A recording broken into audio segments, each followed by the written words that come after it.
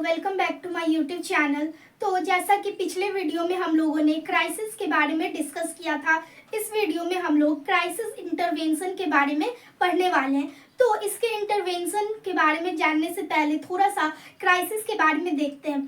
तो क्राइसिस क्या होता है? तो क्राइसिस एक ऐसा स्टेट ऑफ डिसइक्विलिब्रियम है जो हमारे बॉडी पे तब आता है जब कोई अगर स्ट्रेसफुल इवेंट अगर हमारे सामने होता है और हम नॉर्मल कोपिंग मैकेनिज्म का यूज करके उस प्रॉब्लम को सॉल्व नहीं कर पाते हैं और ना ही उस प्रॉब्लम से भाग सकते हैं, ना ही रन अवे हो सकते हैं उस प्रॉब्लम को छोड़ के। तो जो स्टेट आता है एक अनस्टेबल, एक डिसइक्विलिब्रियम स्टेट आता है हमारे बॉडी पे, उसी को हम लोग क्या बोलते हैं? क्राइसिस बोलते हैं। और इस क्राइसिस को हम लोग कैसे सॉल्व कर सकते हैं, किस किस मेथड का यूज करके सॉल्व कर सकते हैं, प्लस नर्सेस का इसमें क्या रिस्पॉन्सिबिलिटी होता है, इस वीडियो में हम लोग यही सब पढ़ने वाले। तो चलिए शुरू करते हैं। तो क्या बोल रहा है डेफिनेशन इसका?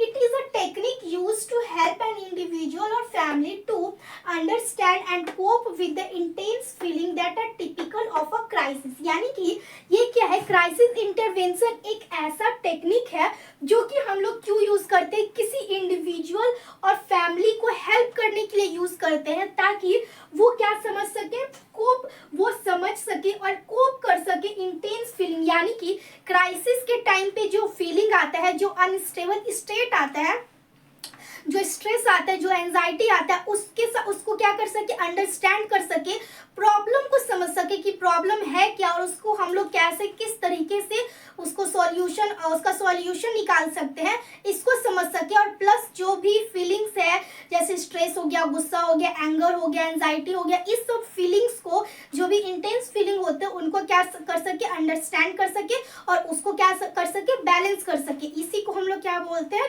Crisis intervention. यानी फिर से एक बार देखते हैं, क्राइसिस इंटरवेंशन एक ऐसा टेक्निक है जो कि हम लोग किसी भी फैमिली और इंडिविजुअल के लिए यूज करते हैं जो कि क्राइसिस से गुजर रहा हो। उनको इसमें क्या करते हैं? बताते हैं कि प्रॉब्लम और उसके सॉल्यूशन को, जो भी प्रॉब्लम की वजह से जो इंटेंस फीलिंग आ रहा है उसको हम लोग कैसे सॉल्व कर सकते हैं, कैसे उसको उसके साथ कोप कर सकते हैं। इसी को क्या बोलेंगे हम लोग? क्राइसिस इंटरवेंशन बोलेंगे। अब क्राइसिस इंटरवेंशन का एम्स क्या है? तो to provide a correct cognitive perception of the situation. तो क्या बोल रहा है? करेक्ट कॉग्निटिव परसेप्शन कहने का मतलब है कि प्रॉब्लम को समझना कि एक्चुअल में हमारे सामने जो प्रॉब्लम है वो है क्या, किस टाइप का, उसका नेचर क्या है, किस तरीके से हम लोग उसको सॉल्व कर सकते हैं, उससे क्या क्या सॉल्यूशन निकल सकता है, क्या वो प्रॉब्लम इतना बड़ा है भी जिसकी वजह से हम टेंशन ले सकते हैं या फिर छोटा सा प्रॉब्लम है। तो इस तरीके से नेचर ऑफ प्रॉब्लम को जानने के लिए हम लोग क्या करते हैं, उनको एक कॉग्निटिव परसेप्शन प्रोवाइड करते हैं कि आप किस तरीके से प्रॉब्लम को परसीव कर सकते हैं। ठीक है, अगर प्रॉब्लम को सही तरीके से परसीव किया जाएगा तो क्या होगा? स्ट्रेस, एंजाइटी कम होगा, क्राइसिस में इंडिविजुअल नहीं जाएगा। फिर to assist the individual in managing the intense feeling and overwhelming feeling associated with crisis. यानी कि बोलने का मतलब है कि क्राइसिस के टाइम पे जो इंटेंस फीलिंग आता है, एंगर आता है, एंजाइटी आता है, फियर आता है, वल्नरेबिलिटी का ये क्या बोलते हैं, फीलिंग्स आता है, जो कि पिछले वीडियो में हम लोगों ने देखा था। तो वैसा वैसा जो फीलिंग है उसको कंट्रोल करने के लिए, उसको मैनेज करने के लिए जो हम लोग बताते हैं या असिस्ट करते हैं, वही इसका क्या है? एम्स। यानी इसका मेन दो एम्स है। सबसे पहले तो करेक्ट कॉग्निटिव परसेप्शन, यानी सबसे पहले प्रॉब्लम को हम लोगों को समझना है, एंड दूसरा कि प्रॉब्लम से आए हुए यानी क्राइसिस की वजह से जो इंटेंस फीलिंग है उसको कंट्रोल करना, उसको मैनेज करना। फिर आता है हमारा प्रिंसिपल ऑफ क्राइसिस। फर्स्ट है हमारा motivate the client to express the feeling. यानी कि हम लोग क्लाइंट को बोलेंगे कि अपने फीलिंग्स को जितना हो सके एक्सप्रेस करे, जितना हो सके उतना ज्यादा बोले। जितना वो ज्यादा बोलेंगे उनका जो प्रॉब्लम है, स्ट्रेस है, उतना ज्यादा कम होगा। Allow the patient to clarify the doubt. और अगर पेशेंट को कुछ भी डाउट है तो वो उसको क्या कर सकते हैं? उनको मोटिवेट करेंगे कि वो उसको क्लैरिफाई कर सकते हैं। Guide the individual in confronting the reality. यानी कि हम लोग जो हमारे सामने इंडिविजुअल है, जो पेशेंट है, उसको क्या करेंगे? गाइड करेंगे कैसे आप रियलिटी को क्या कर सकते हो? सामना कर सकते हो, कन्फ्रंट कर सकते हो रियलिटी के साथ, अगर कोई भी प्रॉब्लम आता है तो उसको सॉल्यूशन निकालना ही एक सॉल्यूशन होता है, उस प्रॉब्लम को दबाना सॉल्यूशन नहीं होता। यानी कि उसका आप सामना करो, उस प्रॉब्लम का सॉल्यूशन निकालो, तब जाके वो प्रॉब्लम क्या होगा, सॉल्व होगा। अदरवाइज जो पर्सन है, जो इंडिविजुअल है, वो फिर क्राइसिस सिचुएशन में चले जाएंगे, जा सकते हैं। Listen for the fact and the feeling, यानी कि जो भी पेशेंट अपना फीलिंग को एक्सप्रेस कर रहा है, जो भी फैक्ट बोल रहा है, वो सब चीज को क्या करना है, हम लोगों को लिसन करना है केयरफुली और नोट करना है। उसी के हिसाब से हम लोग क्या करेंगे, इंटरवेंशन करेंगे। ठीक है, तो ये था हमारा डेफिनेशन, एम्स एंड प्रिंसिपल्स।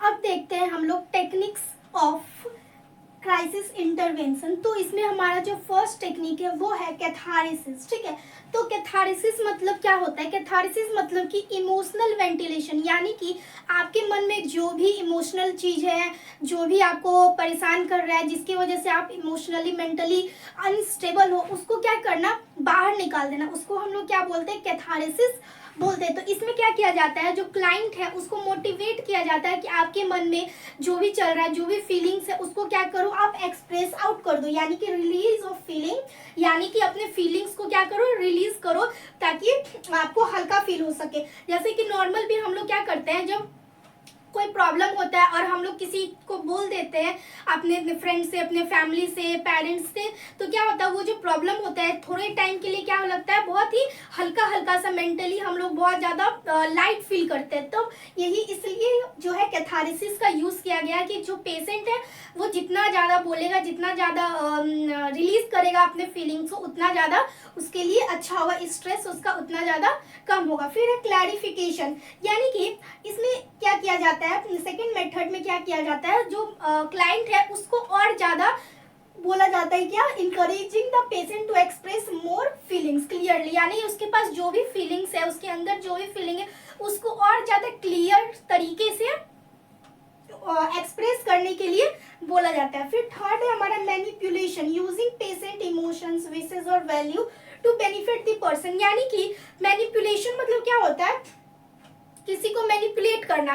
तो इस मेथड में क्या होता है, जो नर्सेज होती हैं, जो उसको असिस्ट कर रही है इंडिविजुअल के, उसके पास्ट लाइफ के बारे में, उसके पास्ट लाइफ के अचीवमेंट के बारे में, उसके वैल्यू के बारे में, जो भी उसके अच्छी चीज है, उनको लेकर के उसको क्या करती है, मोटिवेट करती है कि देखिए आप पहले कितने अच्छे थे, आप कितने अच्छे तरीके से इसको प्रॉब्लम को सॉल्व किया करते थे, या फिर आपका लाइफ कितना अच्छा था।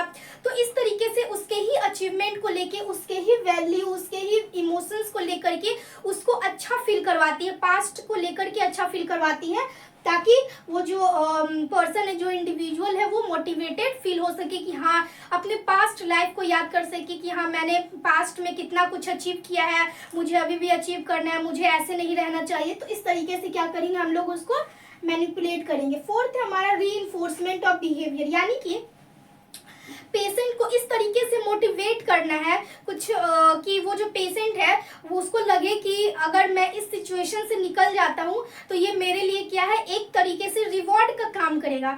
जैसे कि अगर आप इसको जैसे रीइंफोर्समेंट मतलब कि एक तरीके से मोटिवेशन देना, ठीक है।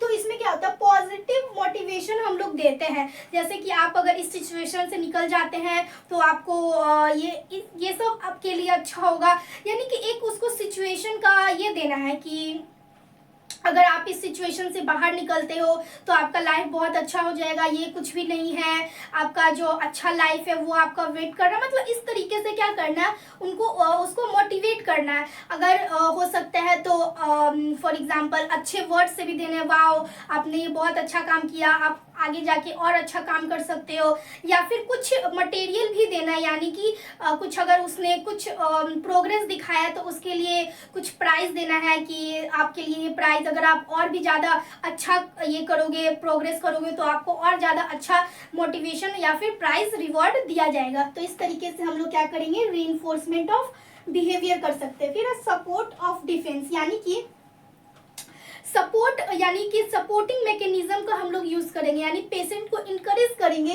ताकि वो क्या कर सके, एक adaptive, healthy and adaptive defence mechanism का यूज कर सके।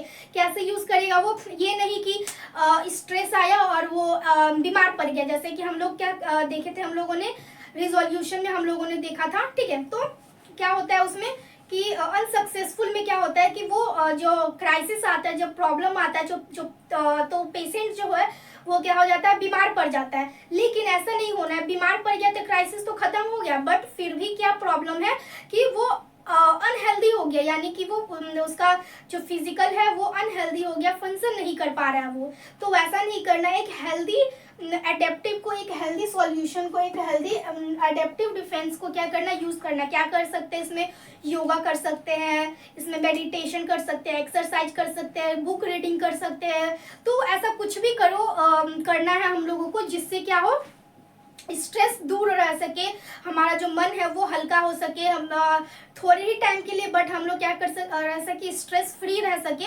तो इस तरीके से पेशेंट को क्या करना है, उस डिफेंस को यूज करना, यानी कि एक हेल्दी डिफेंस को यूज करना, ना कि एक अनहेल्दी डिफेंस को यूज करना। फिर इंक्रीजिंग सेल्फ स्टीम, जो पेशेंट है उनके सेल्फ वर्थ को, सेल्फ स्टीम को क्या करना, इंक्रीज करना, ताकि वो अपने लाइफ में कुछ अच्छा कर सके। फिर एक्सप्लोरेशन ऑफ सॉल्यूशन, ठीक है।